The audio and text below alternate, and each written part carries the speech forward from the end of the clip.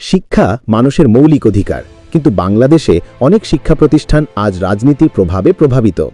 প্রশ্ন হচ্ছে, শিক্ষাঙ্গনে রাজনীতি আসলেই কতটা প্রয়োজন, নাকি এটি শিক্ষার্থীদের ভবিষ্যতের জন্য হুমকি হয়ে দাঁড়িয়েছে?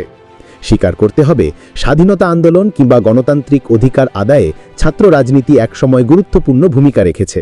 তবে স্বাধীনতার পর থেকে এটি ক্রমে দলীয় রাজনীতির হাতিয়ার হয়ে উঠেছে।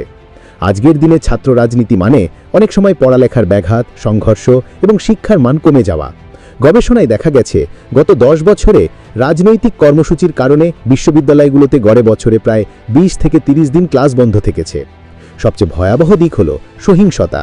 2010 জগন্নাথ বিশ্ববিদ্যালয় ছাত্র সংঘর্ষে হতাহতের ঘটনা। 2012 চট্টগ্রাম বিশ্ববিদ্যালয়ে হল দখল নিয়ে সংঘর্ষে প্রাণহানি।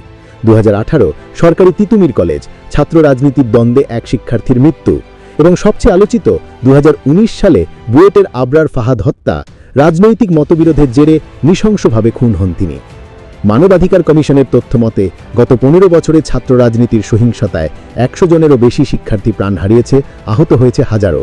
একটি শিক্ষা প্রতিষ্ঠানে যেখানে নিরাপত্তা নেই, সেখানে মানসম্মত শিক্ষা কতটা সম্ভব, এটাই এখন অভিভাবকদের প্রশ্ন।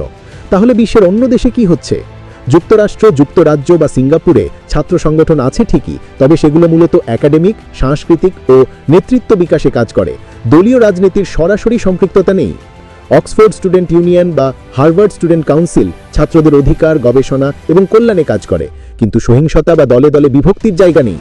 বাংলাদেশেও প্রয়োজন নতুন দৃষ্টিভঙ্গি। শিক্ষা শেষ না হওয়া পর্যন্ত ছাত্রদের দলীয় রাজনীতি থেকে দূরে রাখা জরুরি। ছাত্র সংগঠন থাকুক, তবে সেটি হোক একাডেমিক, সাংস্কৃতিক ও নেতৃত্ব গড়ে তোলার প্ল্যাটফর্ম। বিশ্ববিদ্যালয় প্রশাসনকে নিরপেক্ষ থেকে আইন শৃঙ্খলা নিশ্চিত করতে হবে। শিক্ষা উন্নয়ন রিপোর্ট 2023 বলছে, যদি রাজনীতির সহিংসতা বন্ধ করা যায়, তবে স্নাতক শেষ করার গড় সময় 1.5 বছর কমে আসবে। শিক্ষা প্রতিষ্ঠানের মূল কাজ জ্ঞান বিতরণ, গবেষণা ও নেতৃত্ব গঠন। রাজনীতি যদি সেই প্রক্রিয়াকে ধ্বংস করে দেয়, তবে শিক্ষার্থীর ভবিষ্যৎ অন্ধকার হয়ে যায়। তাহলে প্রশ্ন রয়ে গেল, আমাদের শিক্ষা প্রতিষ্ঠান কি জ্ঞানের আলো জ্বালাবে, নাকি সহিংস রাজনীতির ছায়ায় ঢাকা পড়বে?